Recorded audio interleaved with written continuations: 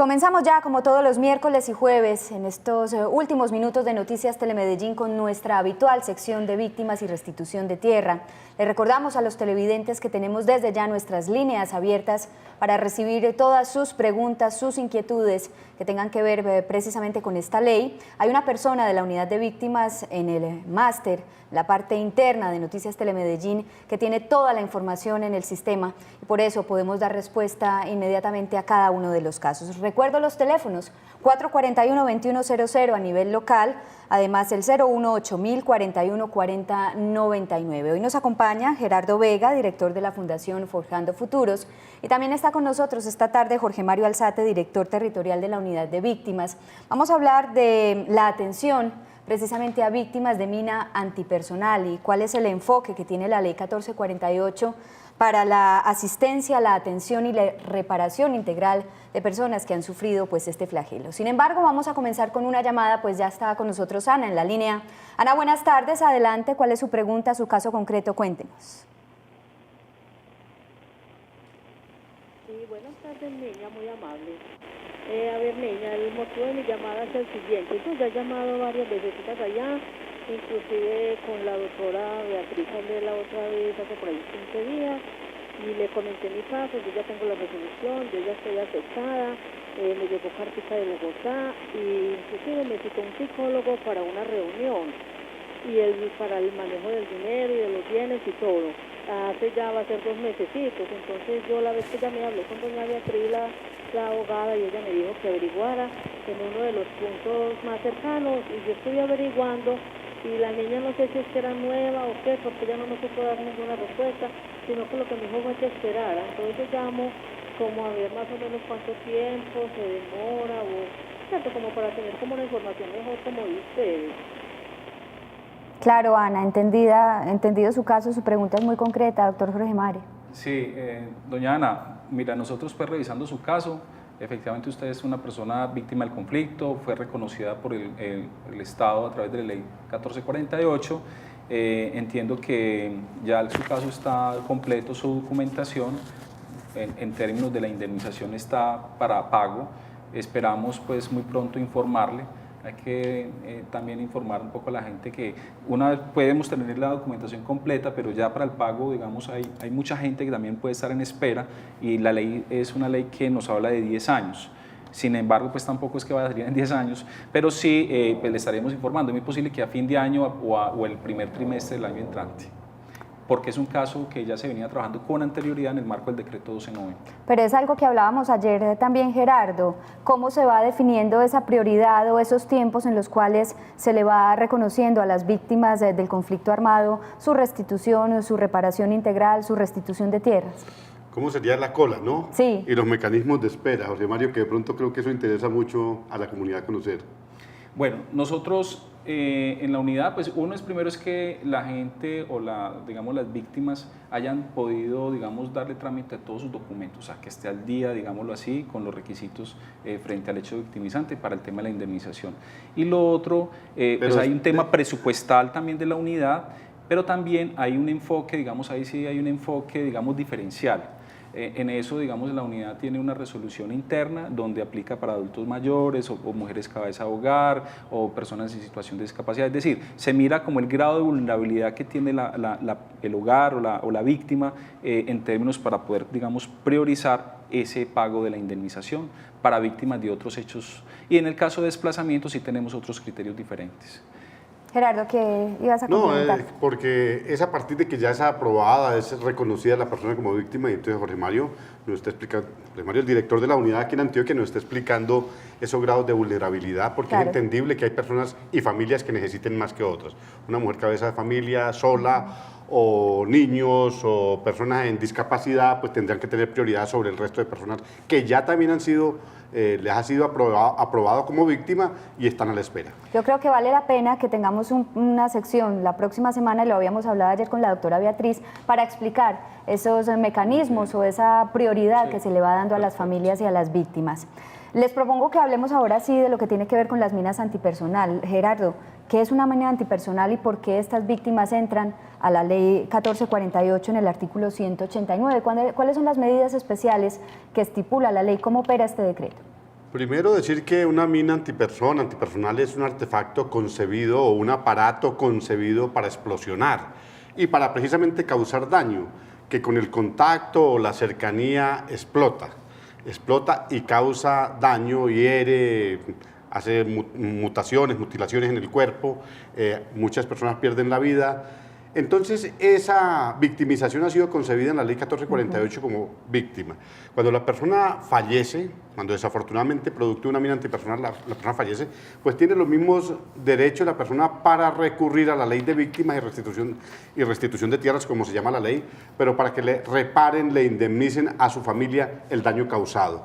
Si la persona sobrevive, pues debe tener la atención médica del Estado, debe garantizarse la atención psicosocial, la ayuda humanitaria y también pues la incapacidad que recibe la persona producto de las heridas, si no hay mutilación, pues también es concebida en la parte de la reparación dentro de la ley de víctimas que opera para el resto, como para el resto de las personas que han sido víctimas de personas que han sido objeto de desaparición, de secuestro, de asesinato, de agresiones que lo incapacitan parcial o totalmente. Todo ese tipo de victimización está concebido también dentro de lo de minas, porque eso causa un daño en la persona. Jorge Mario, ¿cómo avanza el proceso con las víctimas de minas antipersonal en Antioquia? ¿Cuántos casos se han recibido en la unidad? ¿Cómo avanzan estos procesos en el tema de reparación?